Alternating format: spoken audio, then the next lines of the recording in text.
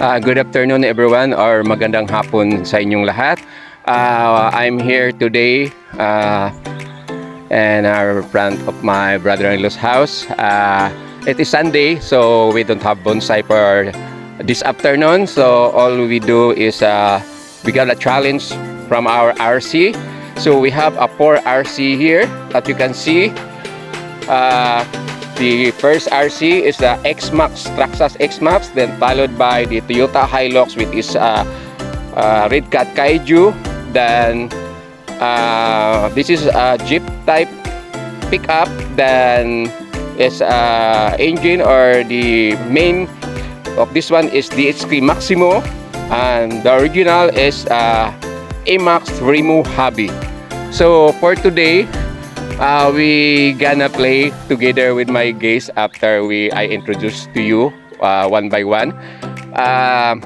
Our target for today with this challenge is you see in my back there's a kite, 2 kites. So I gonna use maybe the big one or the small one. So they will try to pull the kite. Then is those whose RC can pull the kite, then even it can fly only around 2 meters or 1 meters, you get a prize or some souvenir from my channel. So they will pull. Then the second is we will have what we call a time trial, or like a race. Then we have a time, but only because we don't have enough space in here, so we just use around siguro maybe 10 meters or 15 meters. So where I'm going now to introduce my guest, Miss Oko. She's came from Thailand. Then she is a member of the crew and the racing team in Thailand. So let me introduce to you. See something. Thank you for visiting my channel. Anything you can see for our viewers, and also to my blog. Sawadika. Thank you for inviting me to your channel, and also visit my channel, Krisha Merto. And so I hope we'll enjoy today's vlog. Thank you very much. So by the way, Miss Oko will be driving the DSK Maximo. So now I'm going to call the other guest. We have another guest, that one who drive the mmax remohobby, my daughter. So come here in front of the camera to introduce yourself. So what can you see about our challenge on my channel? Very nice. So see something. Hello. So she is very shy. So that's all. So we're going to start now. So the first one who pulled the kite is the xmaxx. So hello again. So today I'll be your anchor as Mr. Metro Chris chose me. And so the first one to do the kite challenge will be the traxxas xmaxx. So it will start from there, from which is you can see Mr. Metro Chris. That is where the traxxas xmaxx will start, as well as the other RCs going from there to here. So sudden change of plans, since the wind direction is going from there, it's stronger there. So instead of starting from here, we will be starting here. So the traxxas xmaxx will start there as the starting point and going there as the end point. So the traxxas xmaxx will be driven by, of course, the owner, Mr. Metro Chris. So the traxxas xmaxx is the biggest RC. And I'm also the main assistant for today's vlog. And so I'll be now going outside the frame, and you shall focus to the RC. So this will be the first attempt of the traxxas xmaxx. First attempt, set, go!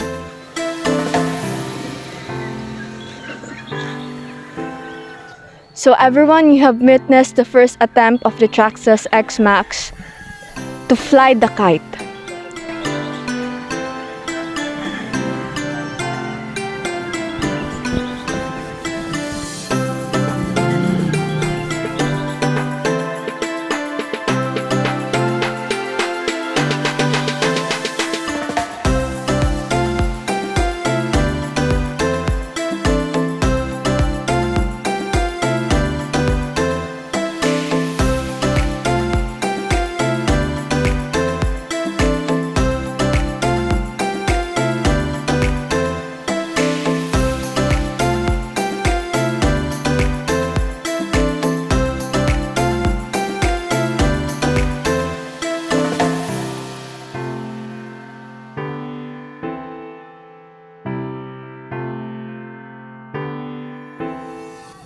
The second RC will be the Maximus.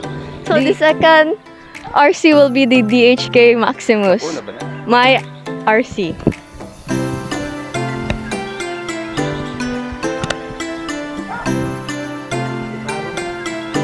Ano? So I will take overing for the one who anchor for this time. And okay, so the Miss Oko of Thailand will be driving his DSK Maximo, so we'll try if he can fly this kite. So ready, go.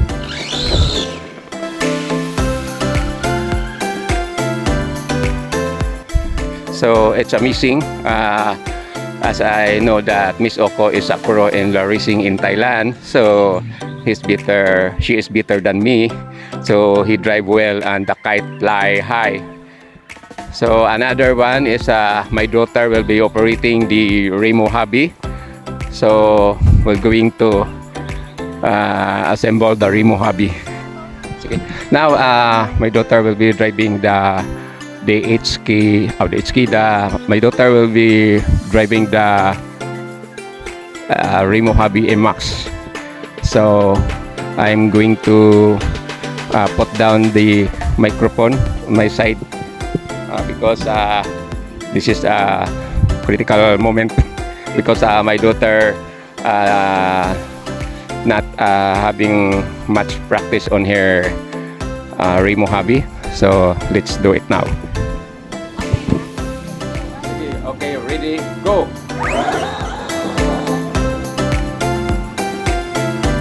So my daughter is better than me. He fly high on the kite, so it's nice. So he's asking why it's not moving. It's very hard to pull the kite because it's on the ground and it's stuck in the grass.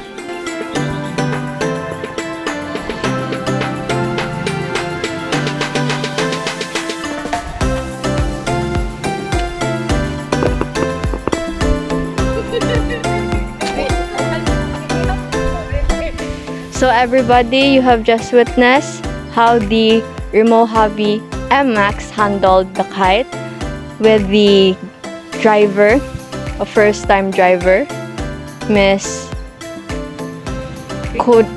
Krisa.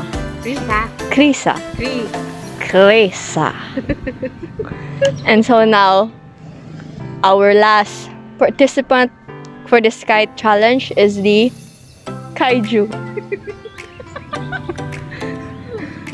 Redcat kaiju! Sorry, my mistake. I am very loyal to my car. So this will be the last contestant for the kite challenge, and which will be driven again by Mr. Chris. So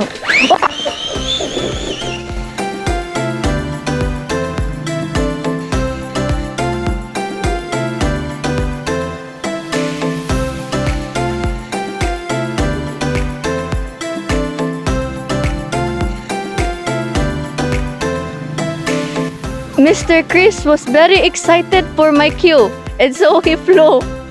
And so everybody, that is the last contestant. for the kite challenge. Yes. Interview So, and so for the kite challenge, Mr. Chris, which you handled and evaluated all the RCs, So, which can you say is the most best in flying the kite? the most based on the 4 RC that I saw in this late afternoon is they all are the same except how to prepare. The important there is the rider of this kite. As of me, just riding to kite, then the first attempt of my xmaxx, I did not done well because or do well because I get false universe. This is my first time doing this because as you can see the space that we are using is very small. So sometimes what happened to the kaiju is bump in the wall and also the xmaxx bump into the gate. So siya isunod natin. So who is the best RC that driven the kite for you? I cannot say who is the best RC, but all of the RC, of the 4 RC, the HK Maximo, the Traxxas xmaxx, the remohobby, and the redcat kaiju is done well or do their performance as accelerating good that can fold the kite. So I cannot believe that this is not a small kite, it's a big kite.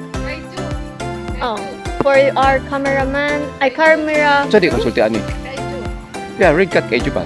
No, for her, the red cat kaiju was the best in handling the kite. According to the cameraman, the kaiju is the best because she did not prepare the camera, then it suddenly it's accelerated. So Yes. anyway, not problem. So the next challenge for this day, this late afternoon is we have what we call a time trial of the 4 RCs.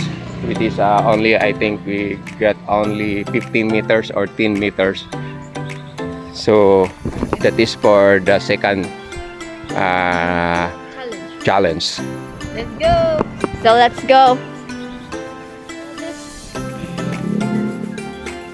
Okay. So this will be the starting point for the second challenge, which is the time trial. So that is the starting point. I have the stopwatch here, and there you could see the finish line. So let us go. Okay, go. Ready, get set, go!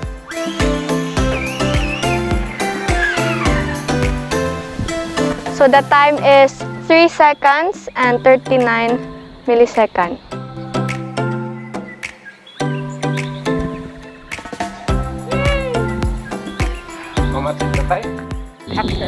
So I put the mic here because I will be doing the time. So for accurate time, you need 2 hands. And so while Mr. Chris is preparing for the next RC, I've instructed him to do all the RCs, to drive all the RCs, so that since I am busy doing other stuff in here at the finish line. So our next contestant is the traxxas xmaxx, and now we'll start. Ready, get set, go!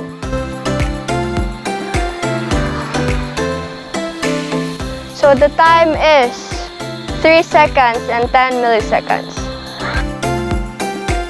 for the traxxas xmaxx. So while Mr. Chris is preparing for the other RCs, let us interview our first-timer driver of the RC, Miss Kriza. So what can you say about your experience today? the camera to wide. So she changed the camera settings, but I'll continue on speaking. So what can you say about the experience today, your experience today regarding the kite challenge? Very nice. She's a woman of few words, but very brief and on point answers. So what can you say that you cannot compete, you cannot do the time trial? Very sad. Again, she is very on point with her answers. So now, this is the BHK Maximus, my RC, but will be driven by Mr. Chris. So, ready, get set, go!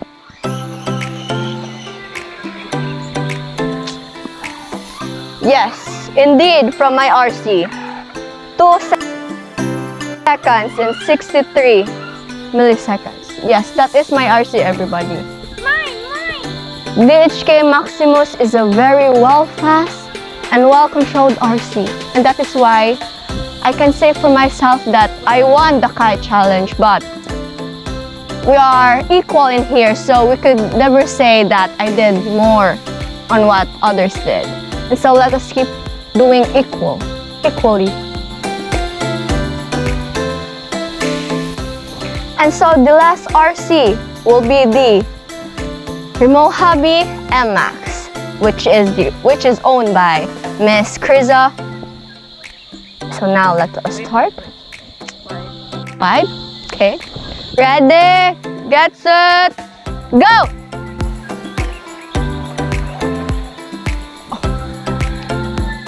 Very shocking. 2 seconds and 90 milliseconds.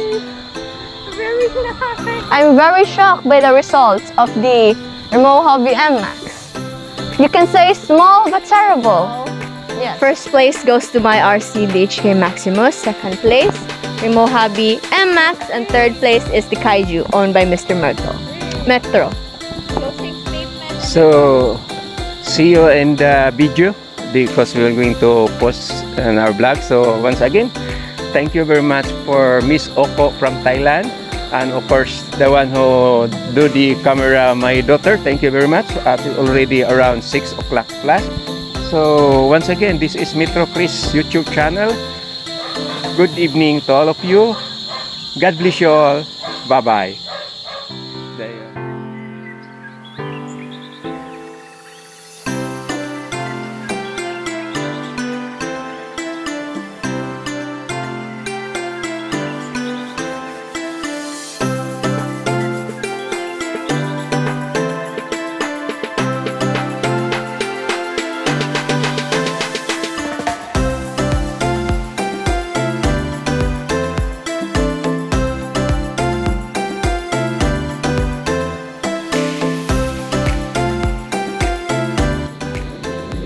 So this is now, we are the RC family.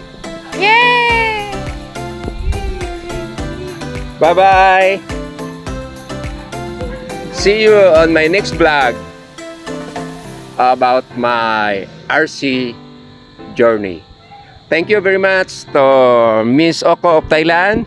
Thank you also very much to my daughter who helped me for the editing of my video. And to all my viewers, once again, thank you very much. Bye-bye. Let's go.